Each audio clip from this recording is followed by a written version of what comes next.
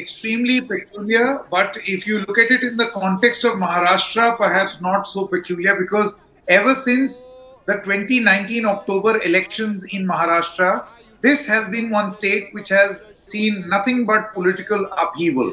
From one alliance partner, a faction of that alliance partner in 2019, the very same Mr. Ajit Pawar, breaking away and becoming a deputy chief minister, being sworn in in the at the crack of dawn, and then in a few days, of course, things completely changing, and then that government also collapsing, another alliance partner breaking, and then now Ajit Pawar again being sworn in as the deputy chief minister is just a big Maharashtra Mahabharat which is at play right now.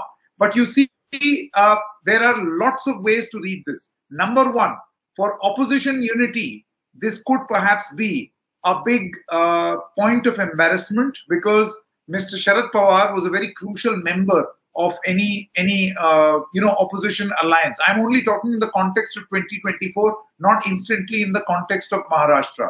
For the Bharatiya, which the moment it saw that there is a congregation of opposition alliance members, its own NDA. We have seen many NDA alliance partners that the Modi government is reaching out to. In the context of Maharashtra, perhaps this is one more addition.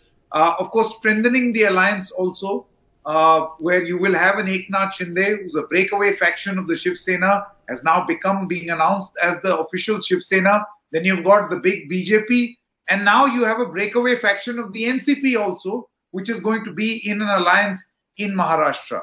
Perhaps creating some sort of a buffer that in case there is any form of disqualification, or if there is any maneuver that happens from here on, the BJP government in Maharashtra or the NDA government in Maharashtra has some new buffer which it has created. But extremely strange moves that are taking place right now, Rishika. It will definitely have its bearing on any alliances in 2024.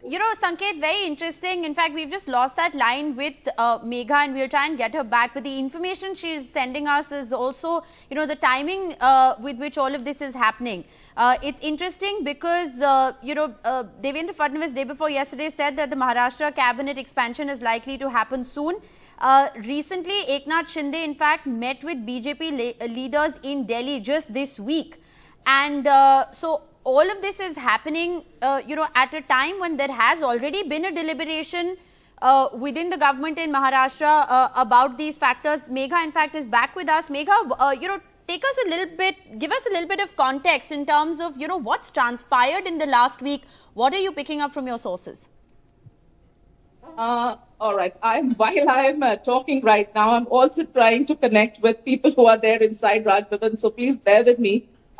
We are actually picking up very, very interesting conversation. I will come to the question that you have asked, Rishika, but let me quickly tell you something I'm hearing from inside Raj Bhavan. Ajit Pawar at this moment is claiming, and I'm using the word claim very, very carefully. He is claiming that he has the support of 40 MLAs. Can you believe that?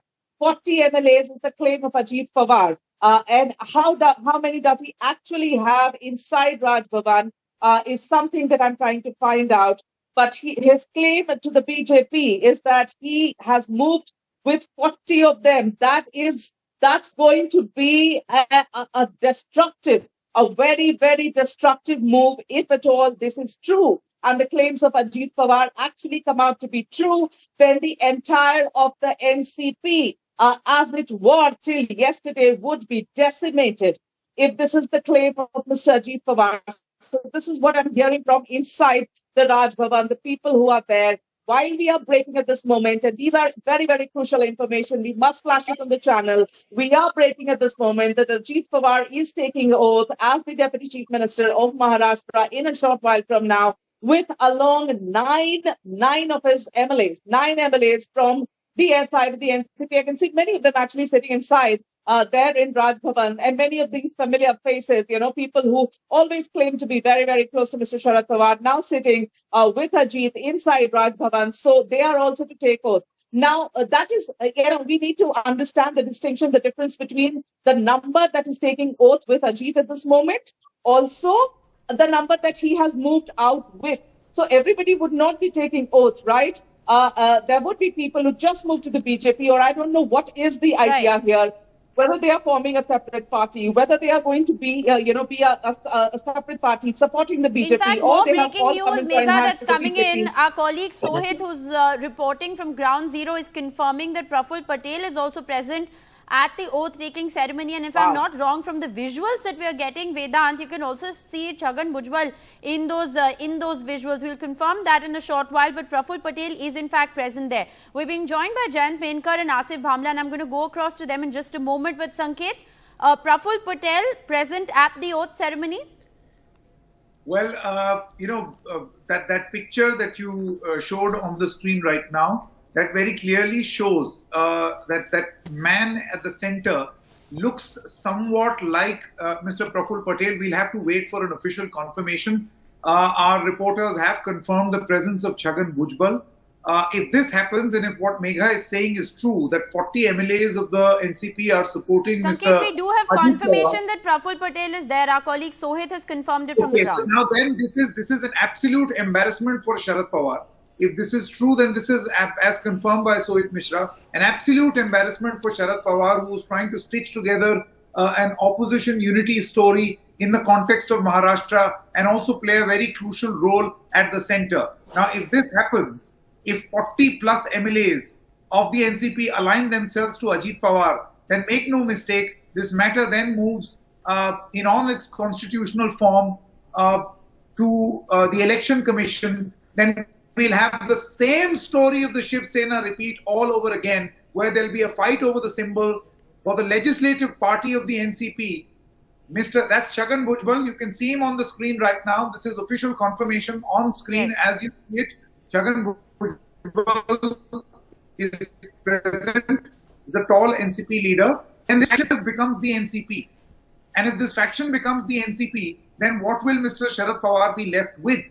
And then what will the opposition alliance be left with? So you have a breakaway muted faction of the Shiv Sena, a breakaway muted faction of the NCP and the Congress, which will be the Maharashtra Vikas Aghadi. And in this context, they will bring a very muted form to the opposition unity at the center. This is going to be a big embarrassment for Sharad Pawar and opposition unity. It'll be interesting to see how this has been and what is the reason why this has been prompted. We know there was a huge problem within the NCP, and we have been breaking that story right here on NDTV for a very long time, of Ajit Pawar not being happy with Sharad Pawar offering to resign after a 2 to 3 day drama, choosing to stay back. But none of that seems to have worked, because at the end, the result is that Ajit Pawar is leading a breakaway faction. So it also confirms that as many as 9 MLAs of this NCP breakaway faction are going to be sworn in to the Eknath Shinde cabinet.